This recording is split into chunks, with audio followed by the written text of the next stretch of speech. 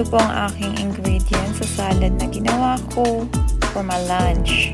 So, meron tayong chicken fillet. 3 piraso ito. Steam ko siya in 5 minutes para hindi titigas ang ating meat. Nag-bake ako ng cherries tomato with olive oil and garlic salt. Meron tayong lettuce. Icha-chop ko yan mamaya. And lemon. Ang lemon, nasa sa inyo kung ano kaasim ang gusto nyo. Pero kung meron kayong balsamic vinegar, you can use it. Meron tayong black pepper, garlic salt, and olive oil. Avocado, onion. So, may iba na hindi ayaw sa onion, pwede nyo siyang tanggalin. Pero ako gusto ko ng onion, so andyan siya.